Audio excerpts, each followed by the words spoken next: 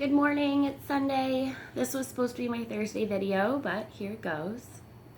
So, the letter I'm about to read is an edited version of what I wrote a few months ago, and it helped me let go of the trauma I experienced. So, the next step I think of writing this letter is for me to read it out loud and share it with everybody. So I have a hard time accepting that the trauma I've experienced is a lot. Or I feel like I've read about trauma or met people that have experienced trauma that is way worse than what I've gone through or is long term. So a little definition of trauma by Google is deeply distressing or disturbing experiences, an emotional shock following a stressful event or physical injury. The Webster's Dictionary defined it as an injury or a wound to a living tissue caused by an extrinsic agent, a disordered psyche, behavioral state resulting from severe mental, emotional, or physical injury or upset. So, the letter is an open letter titled To the Men That Have Hurt Me. This helped me feel really great, and I hope it keeps going. I've spent many years asking, what did I do? What perception am I giving that draws these evil people towards me? What could I have done different? Or how could I have avoided this trauma? How did I not fight harder? I've wanted to say F you to the bus driver that sat in the driver's seat of the city bus, still in shock. Well, I looked directly into his eyes. I yelled in fear. I yelled in shock and terror the words stop and help. However, I also think, what was going on in that bus driver's mind? He was sitting there watching a grown man, which appeared to be under the influence of drugs, throwing me into a brick wall repeatedly. I think he must have been terrified as well. To the contrary, though, I also think, what if I was your daughter? What if you sat there and watched? No, I bet you would not have. To paint a picture of this event, I was a petite 18-year-old girl standing by myself in an evening, but still daylight. I was waiting for a transfer for my bus downtown so I could get from Dundas and Richmond to Fanshawe College. I was busing from White Oaks, which required a transfer. I'm coming from my mother's house. He hit me, he threw me, he yelled at me. The two phrases that I cannot erase from my head are stop staring at me, stop making funny faces at me. It was Halloween, and it was the worst Halloween of my life. I stood there frozen, wearing my Ninja Turtle costume. I was Donatello, standing near the corner of Dundas and Richmond, crying alone.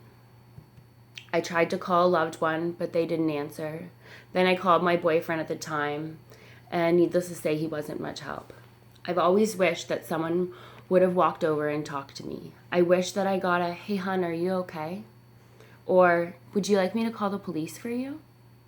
However, this did not happen.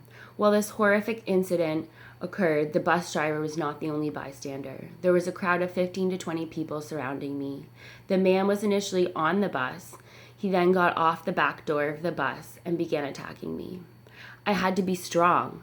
I had to stand up for myself. I pushed him back, I yelled, and he eventually stopped. Then, he got back on the bus that he was originally on. The bus driver let him back on this bus, and the bus took off and drove away to its next stop. I waited 30 more minutes for my next transfer, and I did what I like to say, sucking it up.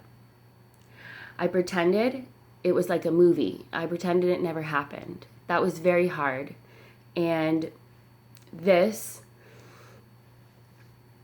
was the second assault of that year. In 2016, another assault happened. We're going to go forward. I'll go back to that one. Another assault happened, and feelings of vulnerability, fear, and pain returned. The guilt and shame over the years have resulted in me questioning myself more times than I can count. I've completed sentences that start with, what if I, more times than I am happy to admit? What if I would have fought harder? What if I would not have gone out that night? What if I would have not drank? What if I didn't go to work that day? What if I chose a different spot on the bus? What if I wasn't Donatello for Halloween? They get worse. But I am happy to admit to this day, I can, for the most part, understand that they were not my fault. Oh shit, why is that so freaking hard to say out loud? And when I wrote this letter initially, it was even harder to type. Over these years, I have struggled to understand and accept the trauma. As time went by, life provided the sick men of this world with more opportunities to hurt me. I wish I could say that the assaults have not piled up, but I cannot.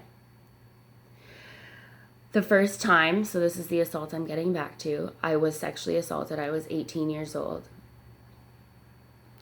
And this assault happened within a month of the Halloween bus stop assault. And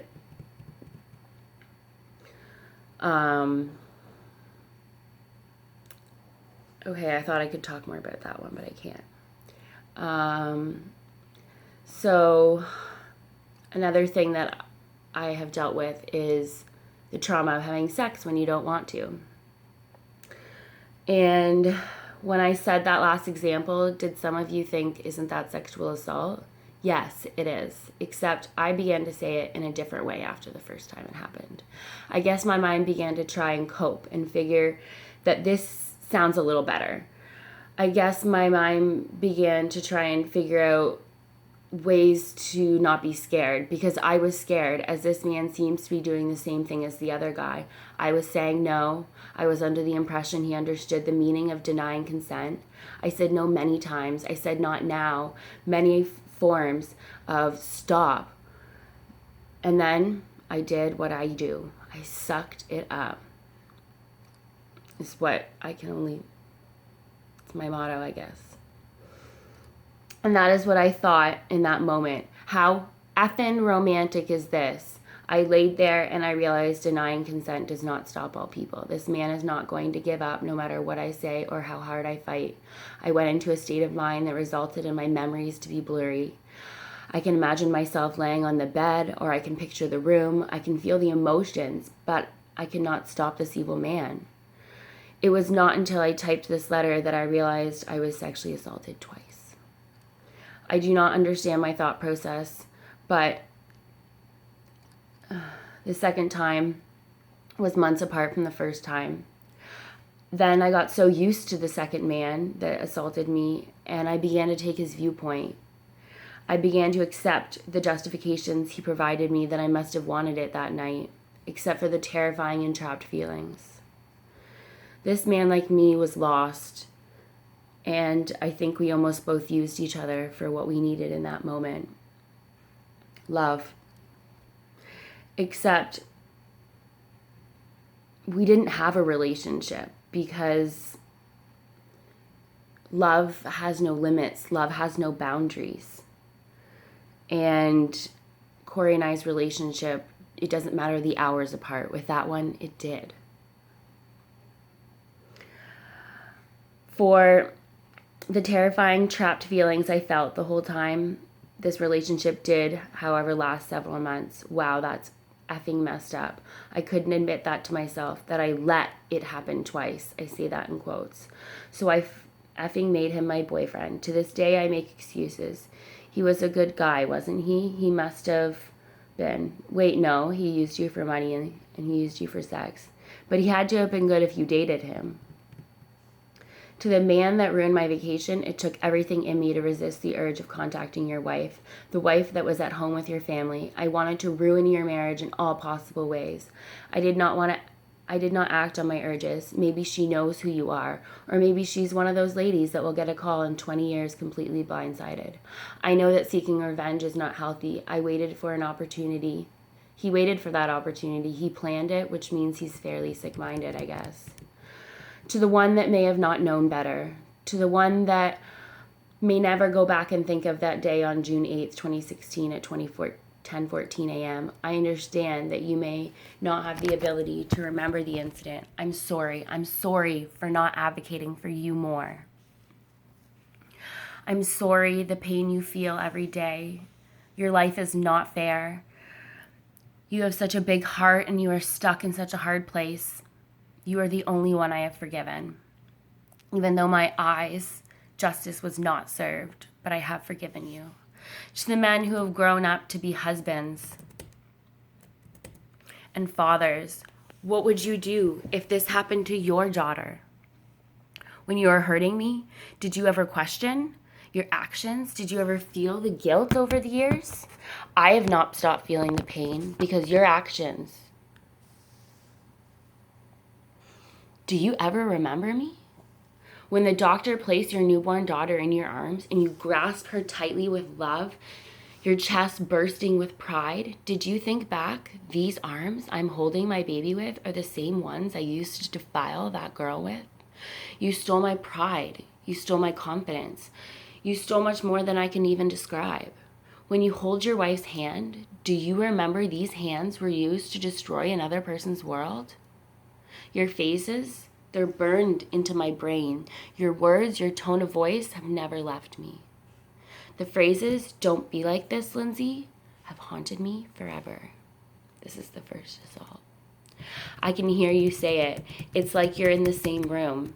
I can't watch the movie that was playing while you were assaulting me. I can't listen to the song that played in your truck, even the color of your truck or the amount of gas you got that night. I remember. Sometimes I can't stop hearing that song.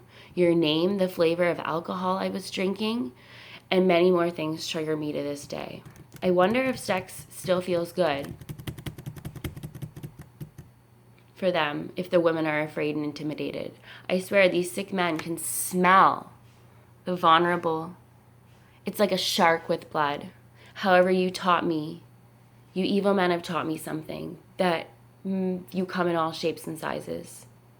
This lesson is that not all men are bad though, and that not all men are evil. There are men out there that wear their hearts on their sleeve. There are men that do love and respect you and appreciate you for who you are. You're not an inanimate sex object. I can't say that word.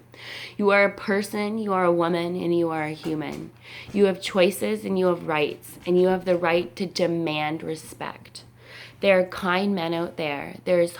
I have hope that there is enough of them to teach the importance of respect of women to the boys of tomorrow that will be men. Our criminal justice system is not enough. Our mental health system cannot support the amount of trauma in this world. Now, the only regret that I do have is that my perpetrators did not receive judicial punishment. I did not report the assaults to the police. I could barely process what had occurred, and the more that I tried, the harder it was to stay alive and manage. I could barely... Now let's look at the statistics of assaults, especially sexual assaults. Let's just say they're prevalent and the statistics are high. They're mind-blowing. Stop and imagine if everybody reported his or her abuse to the police. Alone in this story, I have disclosed 2 sexual assaults and 2 verbally and physically abusive incidences that I have experienced. None of those are reported. I may talk in the future about my feelings towards reporting to the police, maybe feelings that I have that could help the process. But next week, most importantly, I'm going to be talking about triggers. I touched on this briefly throughout, things that I guess trigger me to feel the trauma. So that's part of the PTSD. That's next week's topic. I love you and goodbye.